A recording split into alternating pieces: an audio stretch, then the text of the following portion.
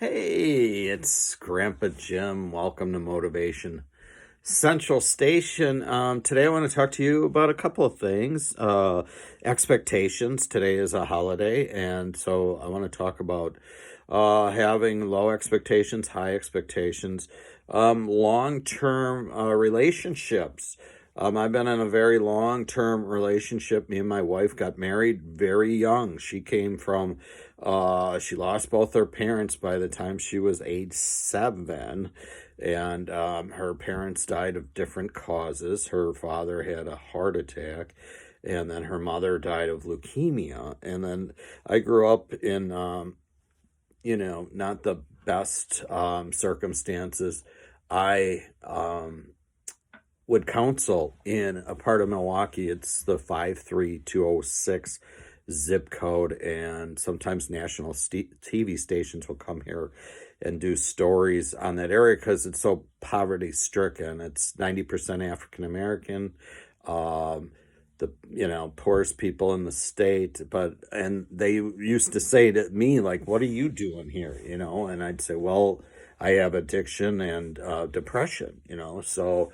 I like and so, but I would always say, I'm not from, I may be from the suburbs, but not from the hood, but that doesn't mean my rhymes are no good. So with, long-term relationships, and I came from not the cheeriest of situations. So me and my wife met very early on. And the beauty of our relationship, if you want a long-term relationship, this is the secret. So whenever you get in an argument, you can't run from it. The rule is you cannot run back to your parents' house. You can't call your girlfriend.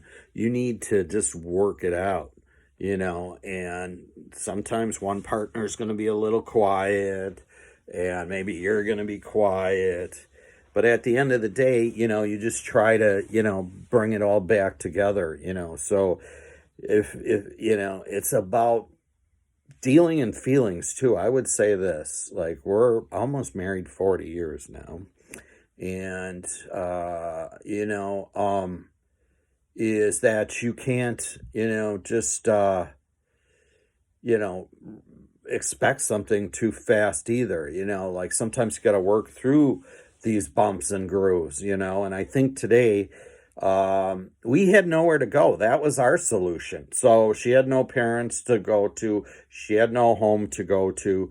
I didn't either. I was a little bit homeless before we got together long term, and so we just have to work it out. So that is the secret, folks, and respect each other.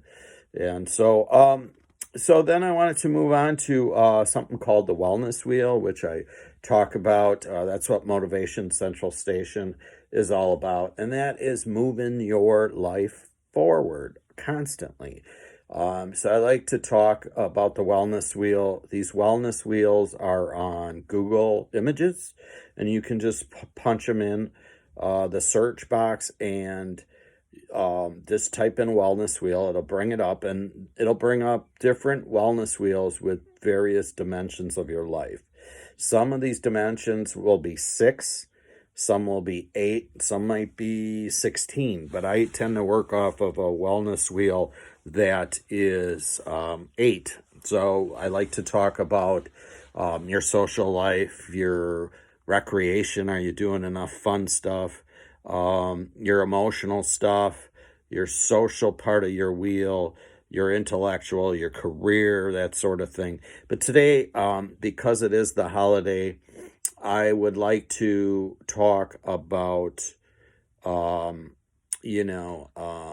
first of all, let's talk about expectations. So, it's good to have low expectations. I'm in the state of Wisconsin today, and here in our state, the weather people all day yesterday said it's going to rain all day long. So your Easter Sunday is going to be rained out. And so I had a real low expectation when I woke up today.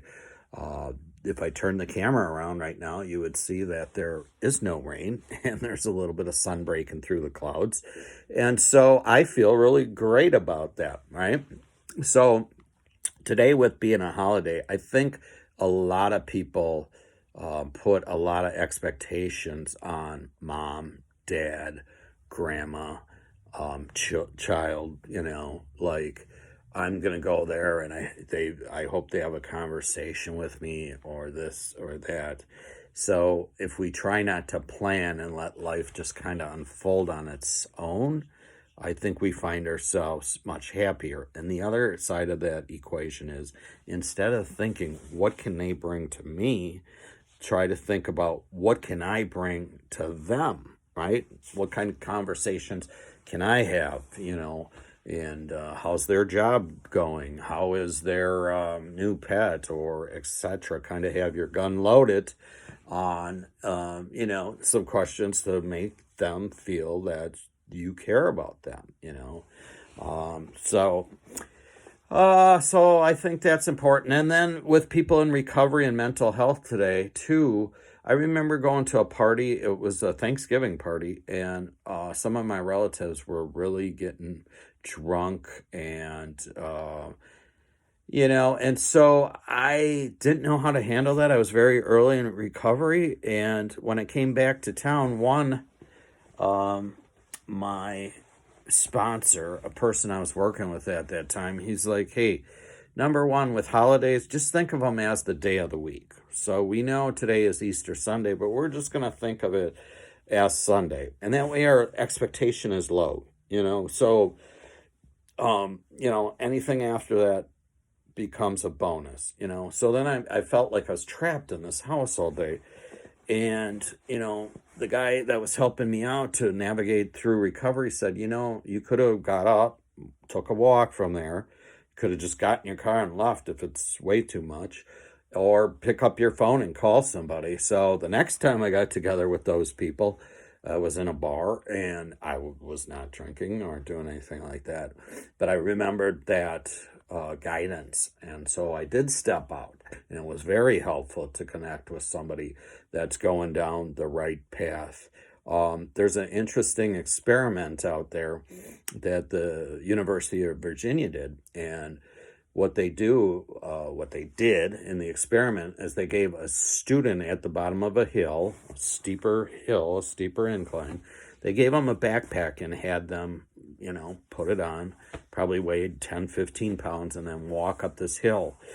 And they rated the hill actually steeper than it was. So then they did the same experiment, but they added another person to walk up the hill with them. And then they actually rated the hill much less steep than it was. So a couple of years later, CBS Sunday morning TV show did a similar study on it, and they thought, hey, what if we put groups of people together? What if we put 5 people together? What if we put 10? And when you get bigger groups of people, the subject with the heavy weight on their back didn't even know they walked up a hill. So I always say, who are you walking up your hills with? Are you moving through life with positive people? And I had to do this. There were some people in recovery I had to try to help out for like 10 years.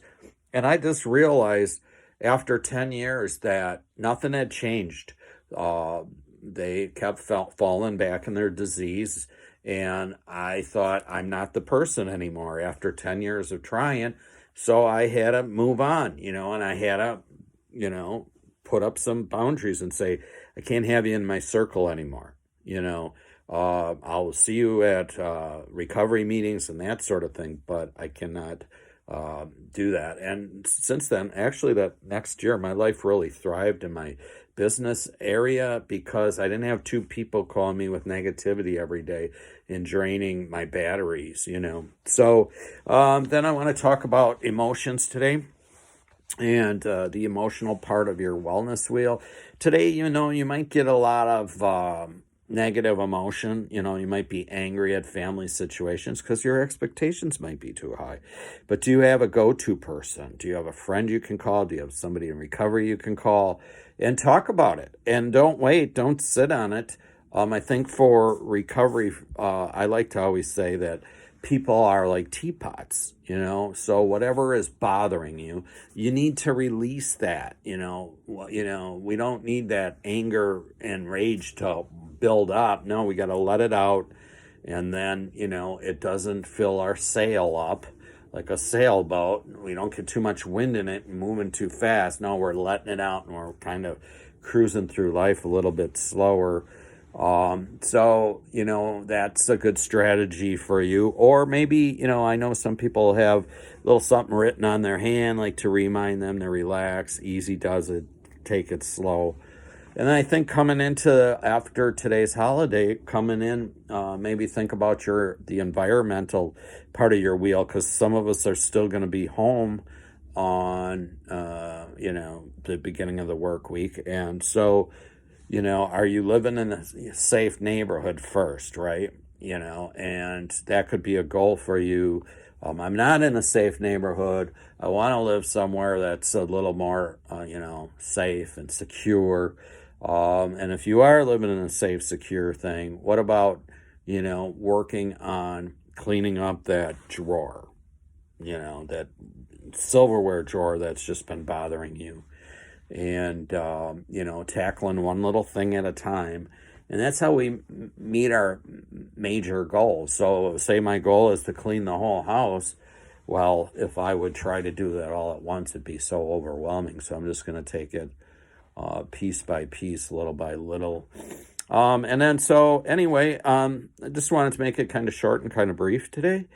So if you like this kind of talk, I'm not a rah-rah kind of person to, these guys like, you gotta get up this morning, you gotta attack the world. And I think, well, by two in the afternoon, their day's over because they expended all their energy. So I'd rather see you live kind of more in the middle and just slowly use that energy if you can in the afternoon. Do some meditation, slow your life down a little bit.